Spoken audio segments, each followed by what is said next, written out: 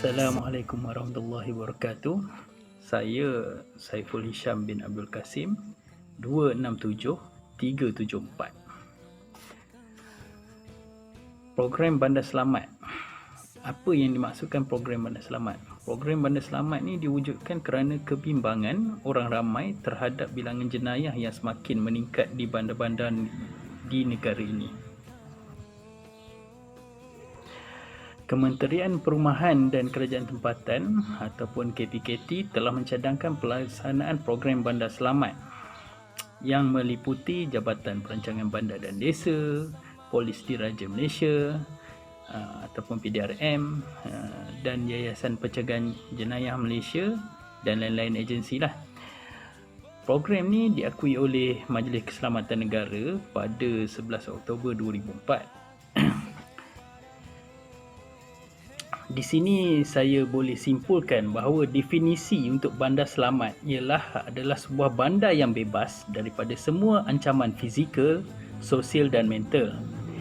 Persekitaran sentiasa terpelihara dan tak menimbulkan suasana yang boleh menggalakkan kepada berlakunya kejadian yang mengganggu kesejahteraan setempat. Sekian.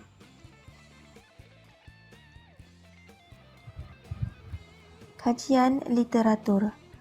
Proses perubahan kewujudan bandar selari dengan proses perbandaran yang merujuk kepada proses perubahan pelbagai implikasi kepada masyarakat di bandar. Malaysia turut tidak terkecuali melaksanakan pelbagai strategi melalui program Bandar Selamat bertujuan untuk meningkatkan tahap keselamatan masyarakat. Kuala Lumpur terletak di bawah pihak berkuasa tempatan Dewan Bandaraya Kuala Lumpur.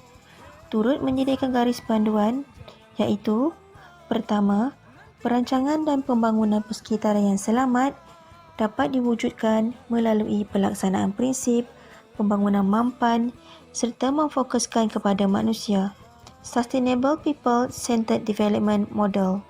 Kedua, penekanan juga harus diberikan kepada jalinan tiga hubungan, manusia dengan pencipta, manusia dengan manusia dan hubungan manusia dengan alam. Ketiga, perancangan dan pembangunan persekitaran yang selamat adalah tepat pada masanya dilaksanakan kerana dari segi perancangan, cabaran yang dihadapi bukan hanya untuk menjamin pembangunan ekonomi tetapi mencapai perpaduan dan kesejahteraan berasaskan lunas keselamatan menurut Zainuddin Muhammad 1999. Kerajaan berpendapat pada peringkat permulaan, konsep bandar selamat adalah lebih sesuai dilaksanakan di kawasan 11 perumahan berbanding dengan pusat bandar yang mempunyai guna tanah yang kompleks, iaitu dari Jabatan Perancangan Bandar dan Desa 2004. Matlamat utama mewujudkan bandar yang selamat. Pertama, bandar yang bebas dari keganasan, violence, merosakkan harta benda dan nyawa seperti gejala ragut, pecah rumah, kecurian dan sebagainya. Kedua, bandar yang bebas dari kemusnahan dan malapetaka, ekoran bencana alam seperti banjir dan tanah runtuh. Ketiga, bandar yang bebas dari kemerosotan sosial dan moral, social and moral decay, seperti penagihan dadah, kecurian, jenayah kolar putih, rasuah, salah guna kuasa, hilang integriti dan sebagainya. Keempat, bandar yang bebas dari kemalangan dalam dan luar bangunan, seperti kemalangan jalan raya, jatuh dari bangunan, kebakaran dan sebagainya. Objektif program Bandar Selamat. Pertama, memastikan cadangan pembangunan menerapkan elemen bandar selamat seperti yang digariskan dalam Panduan Pelaksanaan Pencegahan Jenayah melalui reka bentuk persekitaran iaitu CPTED. Kedua, mewujudkan persekitaran fizikal dan komuniti yang selamat di wilayah Persekutuan Kuala Lumpur. Konsep program Bandar Selamat. Panduan Pelaksanaan Reka Bentuk Bandar Selamat atau Crime Prevention Through Environmental Design CPTED daripada Jabatan Perancangan Bandar dan Desa Semenanjung Malaysia iaitu JPBD. CPTED berdasarkan kepada idea bahawa reka bentuk persekitaran fizikal terperinci secara efektif boleh mempengaruhi perlakuan manusia dari melakukan kesalahan serta mengurangkan perasaan takut, berlakunya jenayah dan insiden jenayah di samping meningkatkan kualiti persekitaran dan kehidupan. Hai, saya Zubair 268173. So, hari ini saya akan membentangkan 5 prinsip bagi kawalan perancangan untuk bandar yang selamat. Yang pertama, bangunan kompleks perdagangan. Seperti sedia maklum, di kawasan bandar mempunyai bangunan-bangunan kompleks perdagangan yang sangat pesat membangun. Oleh itu, bangunan-bangunan ini perlulah dikawal dan dijaga, dan juga seperti ruang-ruang seperti lobi dan kawasan-kawasan umum perlulah telus daripada pandangan untuk mengelakkan kawasan penjenayah. Okey, yang kedua, ruang tempat parking kereta. Seperti sedia maklum, kenderaan banyak masuk ke bandar. So, sistem kawalan parking itu perlulah ada. So, mengambil kira kawalan keselamatan, pencahayaan yang baik, pos kepengawal dan laluan kecemasan.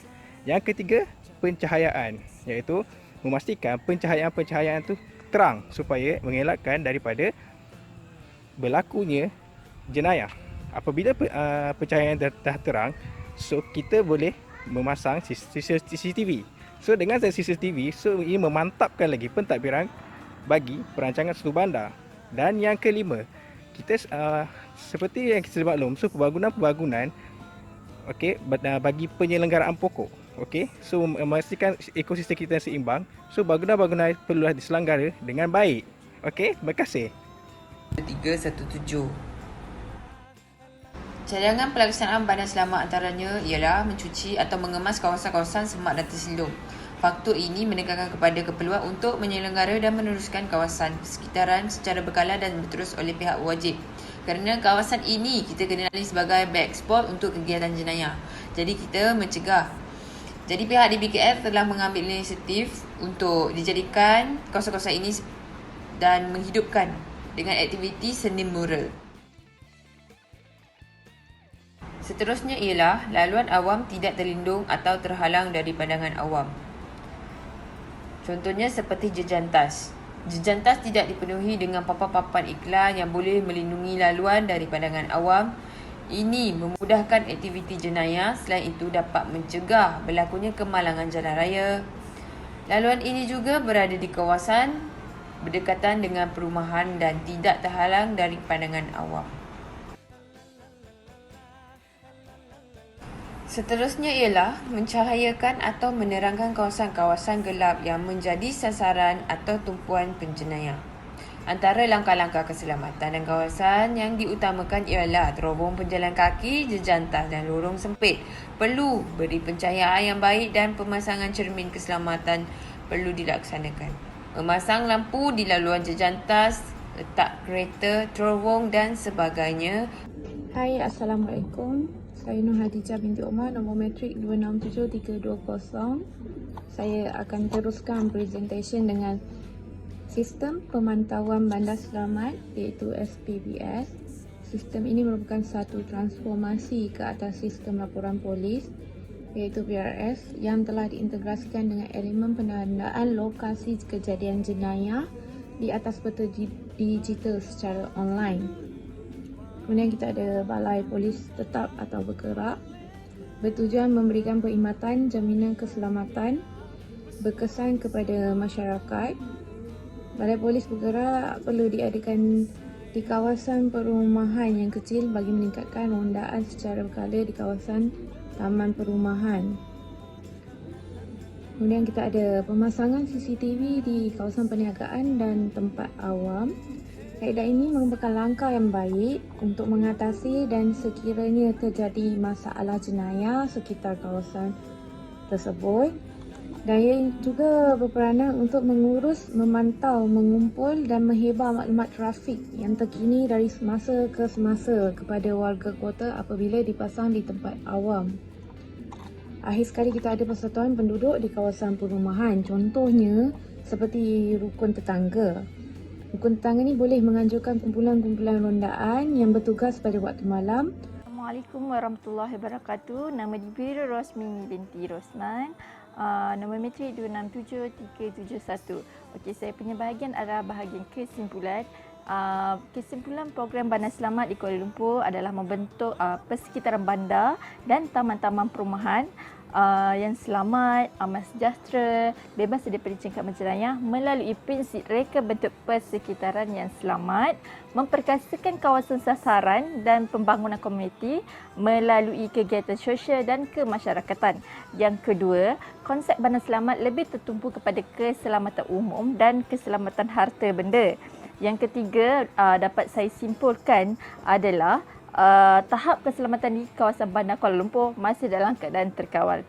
Sekian, terima kasih.